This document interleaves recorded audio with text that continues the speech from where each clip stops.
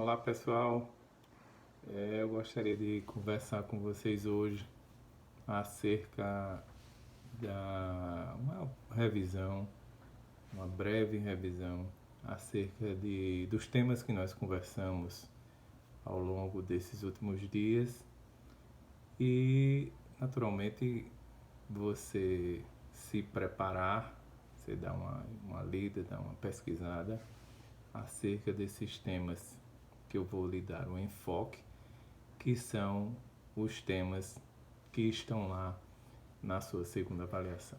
Tá?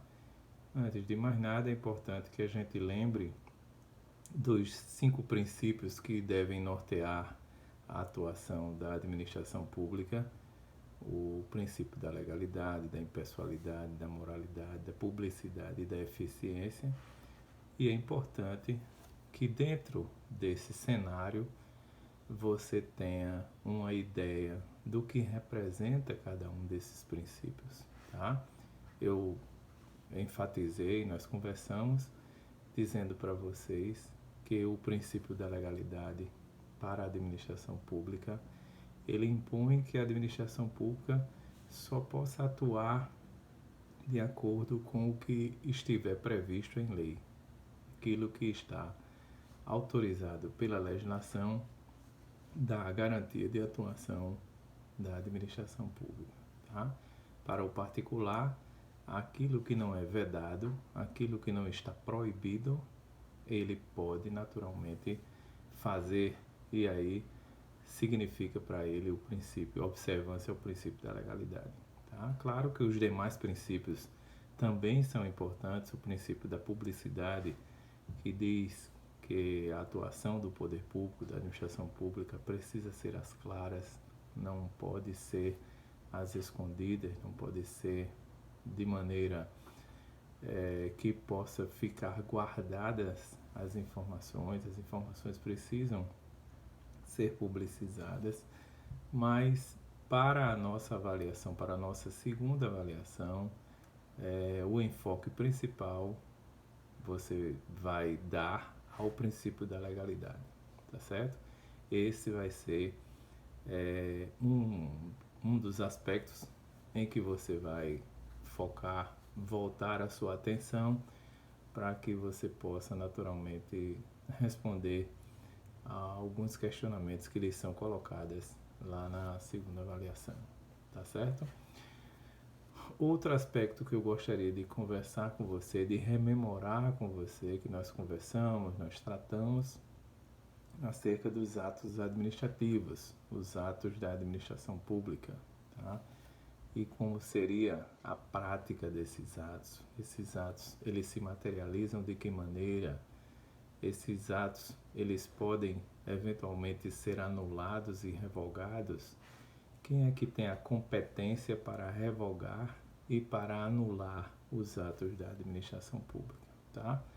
Para praticar os atos, quem é que pratica esses atos? Quem são esses agentes? Quem são essas pessoas que eventualmente vão estar investidos na condição de agentes públicos para a prática desses atos? Mas, sobretudo, é muito importante que você dê um enfoque, que você volte os seus estudos para a questão tanto da revogação do ato administrativo quanto para a anulação do ato. Quem é que tem a prerrogativa de revogar? Há a necessidade do preenchimento de algum requisito para que esse ato administrativo ele possa ser revogado, ou é uma mera liberalidade do administrador público, tá? Então eu queria que você lembrasse daquilo que nós já conversamos anteriormente, tá? Da necessidade do preenchimento de alguns requisitos, tá? É necessário que a administração pública atenda a alguns comandos, algumas imposições, para que ela possa atuar tanto no sentido de revogar quanto no sentido de anular os seus próprios atos, tá? sei se vocês lembram que nós conversamos que o Poder Judiciário ele também fica com a prerrogativa, fica com a competência para anular os atos da administração pública. Então, esses atos, eles tanto podem ser extirpados, eles tanto podem ser anulados pelo Poder Judiciário, quanto pela própria administração pública, tá? Na sua condição de autotutela, na condição que lhe permite rever os seus próprios atos, ela pode anular esse ato, tá certo? Agora eu quero que você dê uma lida, que você dê uma pesquisada, tá? Acerca das condições, a necessidade de parecer prévio para anulação de um ato, a necessidade de um agente específico para anulação desse ato, tá certo? Eu quero que você dê uma lida, quero que você dê uma pesquisada nisso. E, sobretudo, principalmente, com relação à revogação do ato. Eu quero que você também preste atenção e que você dê uma lida, dê uma pesquisada com relação à questão da revogação do ato administrativo. Quem é que tem competência para revogar esse ato? Qual é o momento que esse ato pode ser revogado, tá certo? Eu queria que você desse uma lida, sugiro a você, recomendo que dê uma lida, porque assim sendo, certamente vai ficar mais fácil de você responder aos questionamentos. Um outro aspecto que eu queria também conversar com você, que nós tratamos lá nas nossas conversas, nos nossos encontros, é acerca das agências de regulação, as agências reguladoras, né? Nós sabemos que elas são criadas por lei especial, nós conversamos uma série de aspectos acerca do papel das agências de regulação, inclusive nós conversamos que ela tem uma autonomia relativa, né? Ela tem uma autonomia mitigada, e aí eu gostaria que você desse uma observada, que você desse uma lida, desse uma pesquisada acerca das prerrogativas que são conferidas aos dirigentes das agências de regulação. Esses dirigentes, eles gozam de algum direito ou de mais de um direito, e quais seriam esses direitos que eventualmente estão conferidos aos dirigentes das agências de regulação, tá? Com relação às agências de regulação, é apenas, única e exclusivamente esse ponto que eu gostaria que você desse uma lida, que vai estar lá na nossa avaliação, tá? Na nossa segunda avaliação. Você dando uma lida acerca das agências de regulação, você vai procurar pesquisar, vai procurar se inteirar acerca de quais são as garantias que são conferidas aos dirigentes das agências de regulação, tá? Quais são as prerrogativas que estão conferidas a eles. E aí, naturalmente, com essas informações, você vai responder também com absoluta convicção aquilo que está questionado para você lá na nossa avaliação. A gente conversou sobre vários aspectos das agências de regulação, conversamos acerca dos dirigentes, né? De quando os dirigentes terminam os seus mandatos, que os dirigentes cumprem mandato, né?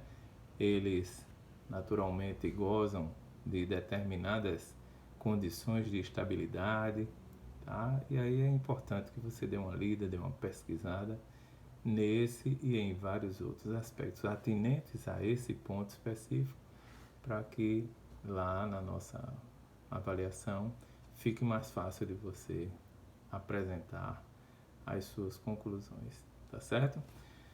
Um outro ponto que eu gostaria de rememorar com você, e que a gente também é importante que a gente deixe enfatizado, é com relação aos poderes da administração. Quais são esses poderes né? Não sei se vocês lembram que nós tratamos de vários desses poderes, do poder disciplinar, tratamos do poder hierárquico, tratamos do poder de polícia, né? Então, a gente precisa, eu gostaria que você desse uma pesquisada, que você desse uma lida, que você voltasse os seus estudos para essa avaliação com relação aos poderes da administração, sobretudo enfocando lá os poderes tanto disciplinar quanto o poder hierárquico e, sobretudo, o poder de polícia, tá? O que é conferido à administração pública quando o legislador lhe dá a possibilidade do exercício do poder de polícia. O que significa isso? Permite o que? Autoriza o que? A administração pública, tá? O poder de polícia, o poder hierárquico. Quem é que pode exercer o poder hierárquico? Tá? E o poder disciplinar, tá certo? A quem está conferida a prerrogativa da utilização do poder disciplinar. Ele está limitado, condicionado, ele está adstrito a quem? Tá? Na relação lá envolvendo a administração pública entre os seus naturais chefes, os cargos de chefia, e aqueles que estão na condição também de prestadores de serviço, de servidores, né, de colaboradores, em que estão guardando uma condição de subordinação hierárquica para com aquele que está exercendo um cargo superior ou um cargo de chefia ou um cargo de comando, tá? Então é importante, eu gostaria que você desse uma lida, que você desse uma pesquisada, tá? Naturalmente, nós conversamos sobre os poderes da administração pública, que são vários, mas esses que são os mais relevantes para você, naturalmente, pautar os seus estudos e você responder aos questionamentos que estão lá na nossa avaliação, tá? A gente está fazendo uma revisão mais ampla de tudo que nós conversamos, né? Ou de quase tudo, ou de boa parte do que nós conversamos ao longo desses dias, desses encontros que nós tivemos, e todos esses aspectos aí que eu estou colocando foram vistos por nós, né? Foram comentados por nós, foram conversados por nós. Então, é momento de você rememorar, de você dar uma lida nos seus escritos, tá? Leia também, naturalmente, doutrina, tá? É importante você pegar também lá o que tiver de legislação a esse respeito, porque aí você vai, né, naturalmente facilitando o seu trabalho, facilitando os seus estudos, tá certo?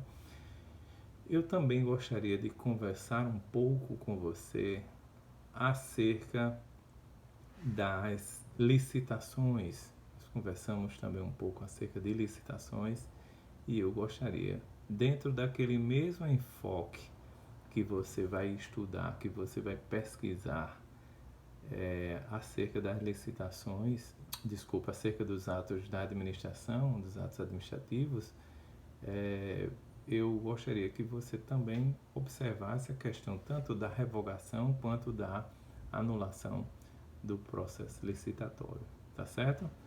Quando você pesquisar, quando você estudar, quando você se debruçar com relação à anulação e à revogação dos atos administrativos, naturalmente você também vai estar utilizando esses mesmos estudos para, eventualmente, a revogação e a anulação do processo licitatório, tá certo? Então, vai estar mais ou menos umbilicalmente ligado a essa matéria, tá? Então, como você já vai fazer um estudo acerca dos atos administrativos, que não deixa de ser, tá?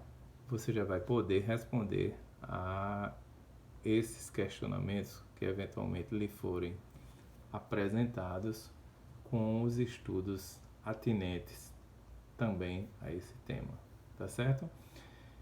Outro tema que nós conversamos também, que eu gostaria que você desse uma lida, que você desse uma pesquisada, é acerca dos contratos administrativos, tá? Mas eu sugiro, eu recomendo que você se atenha às cláusulas exorbitantes, tá?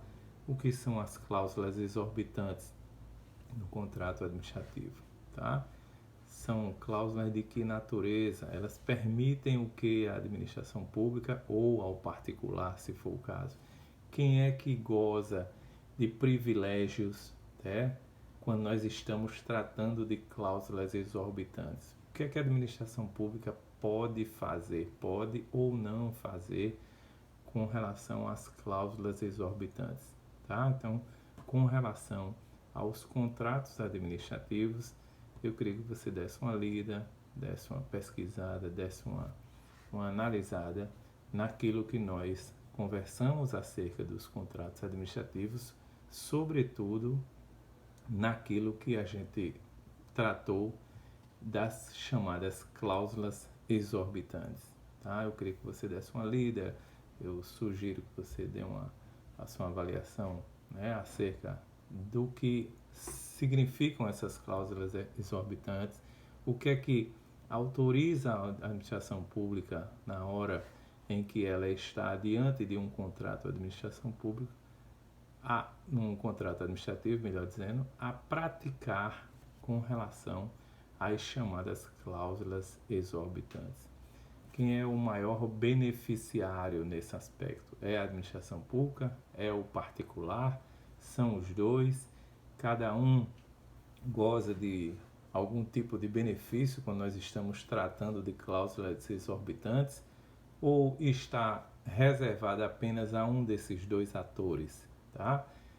Então, eu gostaria que você desse uma lida, eu gostaria que você desse uma pesquisada a esse respeito, que também é um dos enfoques que vai lhe ajudar bastante, não apenas para a nossa segunda avaliação, mas para os seus estudos no aspecto geral. Eu gosto sempre de enfatizar que o estudo do direito administrativo, ele é um somatório. Você vai somando, você vai agregando, você vai se subsidiando de informações que vão lhe ajudar, que vão lhe auxiliar para a sua próxima etapa, que você vai eventualmente tratar de vários outros temas afetos ao direito administrativo no próximo semestre, nos seus estudos para concurso, para a prova da OAB, para qualquer que seja a sua necessidade de estudo. Entretanto, é importante que você comece a formar um conjunto de dados, que esses dados eles vão se somando, eles vão se completando. E aí, naturalmente, você vai ter uma carreira exitosa nesse aspecto, tá? Você vai ampliar os seus conhecimentos, porque não adianta você tratar de determinados temas, temas outros um pouco mais adiante, se essa primeira etapa, essa base inicial, ela estiver fragilizada, tá certo? Então, eu recomendo, eu sugiro que você tenha uma dedicação maior possível acerca disso, até porque, como eu disse, você vai para tratar da segunda etapa, que é o Direito Administrativo 2, e você precisa naturalmente estar bem informado com relação ao Direito Administrativo 1, que é esse primeiro momento, essa primeira fase, e são vários temas que você precisa, né, se dedicar. Por fim, eu gostaria que você também foi alvo de nossas conversas, de nossos bate-papos lá em sala de aula e tal, acerca do controle judicial dos atos da administração pública, tá certo? Quais são as ferramentas que nós temos, né, Quais são as ferramentas que estão colocadas à disposição do cidadão especificamente, para que ele possa se insurgir contra uma eventual ilicitude, uma lesividade ao patrimônio público.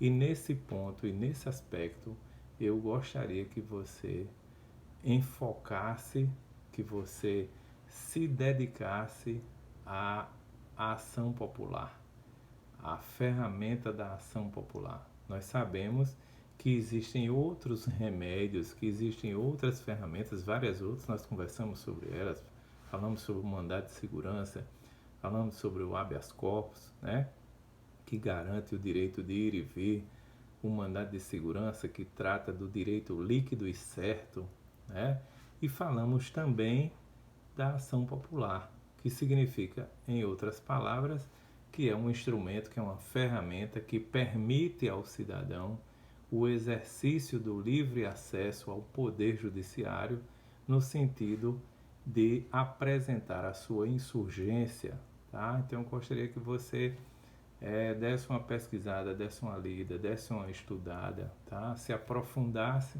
com relação a essa ferramenta, a esse mecanismo, a esse remédio que serve para atacar eventuais ilicitudes com relação tanto ao patrimônio público como a outros bens protegidos pela nossa norma e que está à disposição do cidadão, tá? Com essas considerações, eu quero agradecer a atenção de todos, tá? Eu quero me colocar à disposição para os questionamentos que eventualmente você tiver e de maneira bastante tranquila, eu quero lhe dizer que você faça esses estudos que eu estou lhe sugerindo, que eu estou lhe recomendando, que eles são para o seu somatório de informações. Esses estudos é o que vai lhe ajudar a seguir adiante nessa caminhada, tá? Boa sorte, boas férias, contem sempre comigo. Eu estou à disposição para ajudá-los no que for necessário. Podem ficar tranquilos, nada de estresse, nada de preocupação, tudo tranquilo, tudo certo. E a gente vai, se Deus quiser, vencer mais uma vez essa etapa. Um abraço a todos.